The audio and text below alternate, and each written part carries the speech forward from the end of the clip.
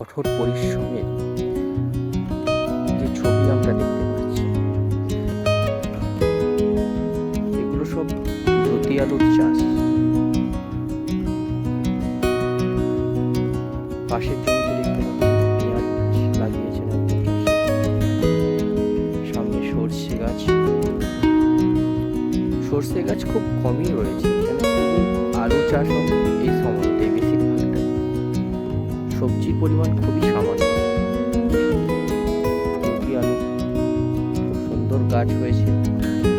এগুলো সব 31শে December, 30শে December, 1 জানুয়ারি এরকম সময় সব লাগানো। এই মাঠটার আলু সব বৃষ্টির আগেই লাগানো হয়ে গিয়েছিল। বৃষ্টি হয়েছিল জানুয়ারির 9-10 বা 8-10 এরকম হতে পারে। আবার আজ মেঘাচ্ছন্ন আকাশ, বৃষ্টির সম্ভাবনা রয়েছে মনে হয়। আবহাওয়ার সেই রকমই খবর রয়েছে।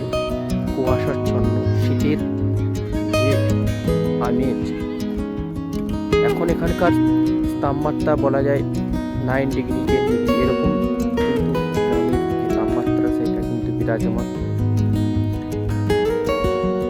কুয়াশা পাশে মানে গ্রামটাও দেখতে পাওয়া যাচ্ছে না ভালোভাবে, মনে হচ্ছে মুষলধারে বৃষ্টি হচ্ছে।